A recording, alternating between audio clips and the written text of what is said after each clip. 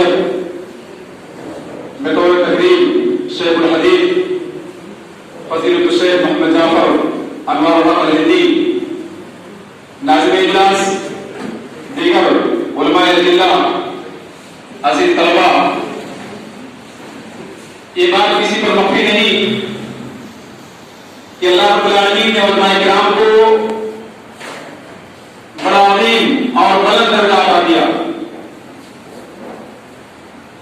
یہ علماء کرام انبیاء کے وارث ہیں،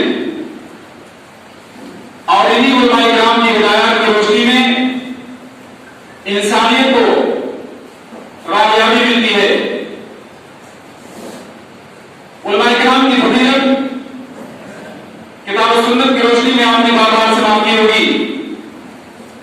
اللہ رب العالمین نے کہیں کے بارے میں بیان کرتا ہے انما یخشی اللہ من عبادہ العلماء، اور کہیں پر اللہ رب العالمین نے علماء کرام کے بارے میں بیان کر دیا قل هل يستوي الذين يعلمون والذين لا يعلمون۔ اگر قرآن کریم کی متعدد آیات میں اللہ رب العالمین نے علماء کرام کی قدر و منزلت کو، ان کی فضیلت کو بیان کرتے ہوئے ان کے مقام کو بلند کر دیا، اور سب سے عظیم بات یہ ہے ان علماء کرام کی شہادت کو اللہ رب العالمین نے فرشتوں کی شہادت کے ساتھ نہیں بلکہ اپنی شہادت کے ساتھ علماء کرام کی شہادت کو شامل کرتے ہوئے اعلان کر دیا شہید اللہ انہ لا الہ الا هو والملائکۃ والعلم قائما بالقسط لا الہ الا هو العزیز الحکیم۔ انسانیت کے لیے سب سے عظیم شہادت اور سب سے عظیم مشہور بہی کے لیے اللہ رب العالمین نے اپنی ذات کے ساتھ فرشتوں کو شامل کرتے ہوئے علماء کرام کی شہادت کو معتبر کرتے ہوئے ان کے مقام رتبہ کو بلند کر دیا۔ حضرات گرامی، علماء کرام انبیاء کے بعد امت کے لیے مشعل راہ ہیں۔ اگر انہیں امت سے کاٹ دیا جائے تو یقینی طور پر پوری انسانیت، عوام الناس شریعت اسلامیہ سے دور ہونے کے بعد ضلالت و گمراہی کے دہانے پر پکڑی ہو جائے گی۔ ایسا فتنہ رونما ہوگا، گمراہی عام ہوگی، قتل و غارت گری کا ماحول پیدا ہوگا، اور لوگ انسانیت کی شناخت سے غافل اور جاہل ہو جائیں گے۔ گویا علماء کرام دراصل امت اسلامیہ کو ہر طرح کی فتنے سے آگاہ کرتے ہیں، وہ سیاسی فتنہ ہو، دینی فتنہ ہو، سماجی فتنہ ہو، ہر طرح کی فتنوں سے آگاہ کرنے والی جماعت اگر کوئی زمین پر انسانیت کے لیے کوئی ہے تو علماء کرام کی جماعت ہے۔ انہیں ساری وجوہات کی بنیاد پر اللہ رب العالمین نے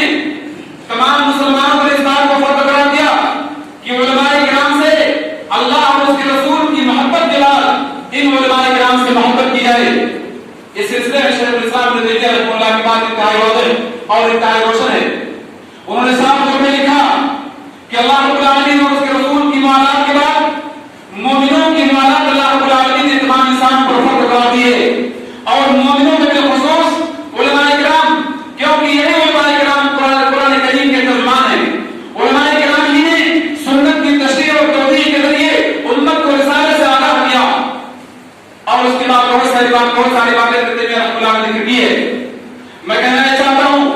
کہ علماء کرام نے اللہ رب العالمین نے ہم پر جو حقوق عائد کیے ہیں ان تمام حقوق کو اس مختصر وقت میں بیان کرنا انتہائی مشکل ہے، لیکن میں صرف چند امور کی جانب اشارہ کرنے کے بعد آپ سے رخصت ہونا چاہوں گا۔ پہلی بات تو یہ ہے جب بھی علماء کے حقوق کے تعلق سے بات کی جائے تو یہ بات ہمیں ذہن نشین کر لینی ہوگی کہ علماء کرام کا ہم پر اللہ رب العالمین نے عظیم حق ادا کیا کہ ہم کو اس بات کا مکلف بنا دیا کہ ہم علماء کرام کے لیے دعا کریں، علماء کرام کو خیریت سے بہتری سے یاد کریں۔ اس سلسلے میں آپ نے سماعت کیا ہوگا ابو امامہ الباہلی رضی اللہ عنہ کی حدیث، جس میں اللہ کے رسول صلی اللہ علیہ وسلم کے بارے میں صحابی بیان کرتے ہیں ذکر رسول اللہ صلی اللہ علیہ وسلم، نبی صلی اللہ علیہ وسلم کے سامنے دو آدمیوں کا ذکر کیا گیا، احدهما عالم والآخر عالم، فقال النبي صلی اللہ علیہ وسلم فضل العالم على العابد كفضل على العابد، ثم قال رسول الله صلی اللہ علیہ وسلم ان الله وملائكته واهل السماوات والارض حتى النملة في جحرها وحتى الحيتان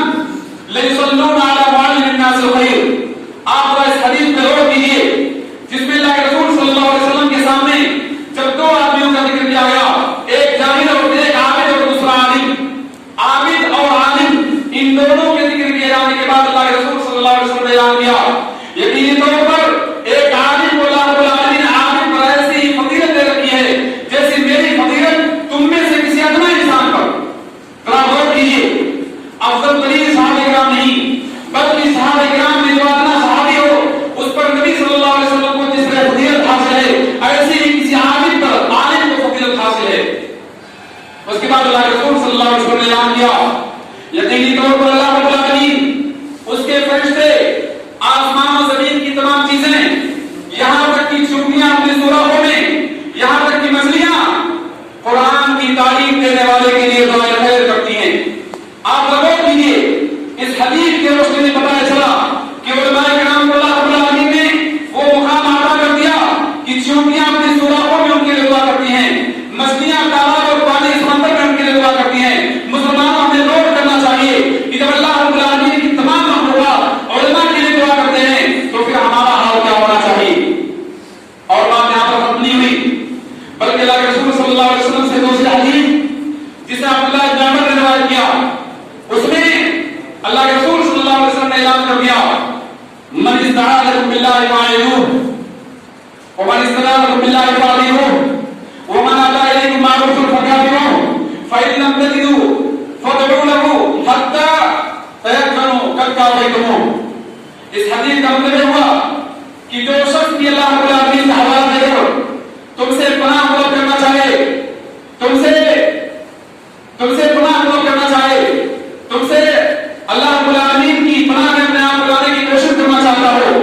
ایسے تمام لوگوں کو تم پناہ دے دو جو اللہ کا واسطہ دے کر تم سے سوال کرے, اس کے سوال کو تم پورا کرو. اور اللہ کے رسول صلی اللہ علیہ وسلم نے سب سے عظیم بات اس حدیث میں پیش کر دی کہ تمہارے ساتھ جو بھی انسان معروف کا معاملہ کرے ایسے انسان کی معروف اور بھلائی کا تم بدلا دو, اور اگر تمہارے پاس بدلہ دینے کے لیے کوئی چیز نہ ہو تو تم اس کے لیے دعا کرو. یہاں ہمارے اور آپ کے غور کرنے کی بات یہ ہے ہماری زندگی میں سب سے عظیم بھلائی کون سی ہے؟ مال و دولت کا حصول, عزت و جاہ کا حصول نہیں. ہماری زندگی میں اگر سب سے عظیم کوئی دولت ہو سکتی ہے تو علم نافع, نفع بخش علم, کتاب و سنت سے مستفاد علم, یہ سب سے عظیم چیز ہماری زندگی میں ہو سکتی ہے. اس سے پتہ چلا علماء کرام کے لیے دعا کرنا, ان کا عزت و احترام سے نام لینا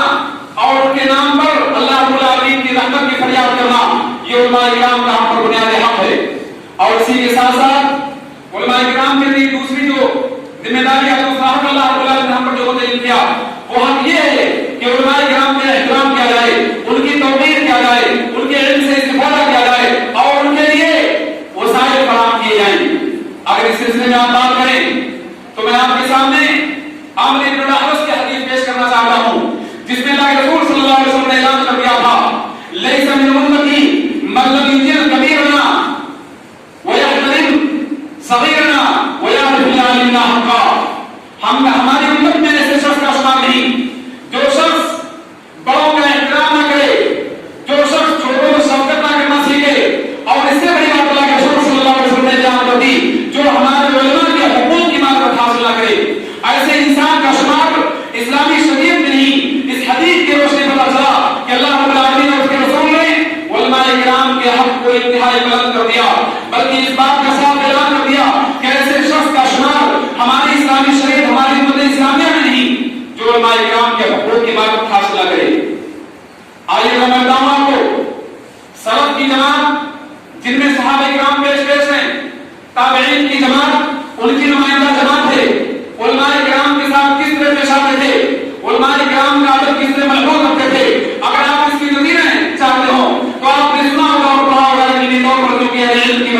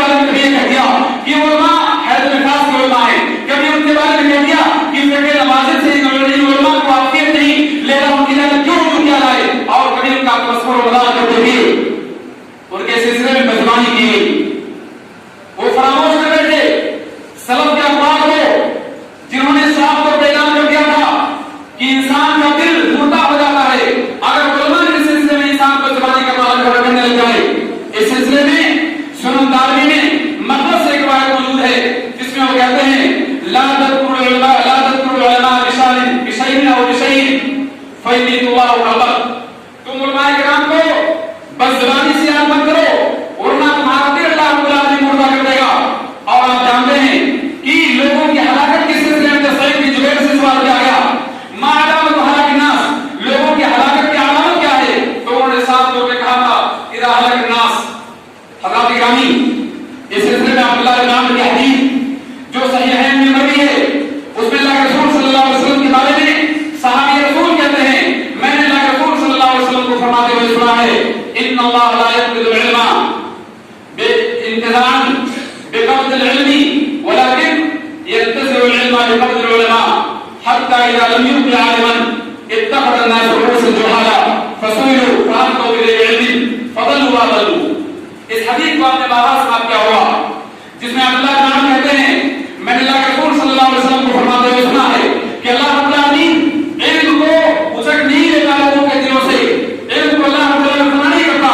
بلکہ اللہ رب العالمین علم کے قبض کرنے کے لیے جو اللہ کا نظام ہے وہ نظام یہ ہے کہ اللہ رب العالمین علماء کو موت سے دوچار کر دیتا ہے اور علماء کے گزر جانے کے بعد عوام الناس جاہلوں کو اپنا سردار جاہلوں کو اپنا مفتی مان لیتی ہے ان سے سوال کرتی ہے وہ لوگ جہاد کو بندی دلیل کے بغیر جواب دیتے ہیں نتیجہ یہ نکلتا ہے خود گمراہ ہوتے ہیں اور دوسروں کو گمراہ کرتے ہیں. یہ صورتحال امت کی پیش آتی ہے جب ہمارے اکابر علماء ہمارے دین سے اٹھ جاتے ہیں. میرے بھائیوں میں آپ کے سامنے بیان کر رہا تھا کہ علماء امت کی ایک روشن تاریخ ہے. یہ عظیم ستارے ہیں، یہ سورج کی مانند روشن ہیں جیسے زمین سورج کی روشنی سے فائدہ اٹھاتی ہے. ہمیں علماء کرام سے فائدہ اٹھانے کی کوشش اور فکر کرنی چاہیے. آپ کو سامنے اگر پوری دنیا کی تاریخ کا جائزہ لیں علماء کرام سے بربند کرنے کے لیے شریعت اسلامیہ کی مخالفت میں لوگوں کو علماء سے دور کیا گیا اور دور کرنے کی داستان کی عظمت بڑی عظیم اور طویل ہے. لیکن میں صرف ایک کرنا چاہوں گا وہ بات یہ ہے کہ آپ جانتے ہیں مصر کا کبھی زمین دور تھا،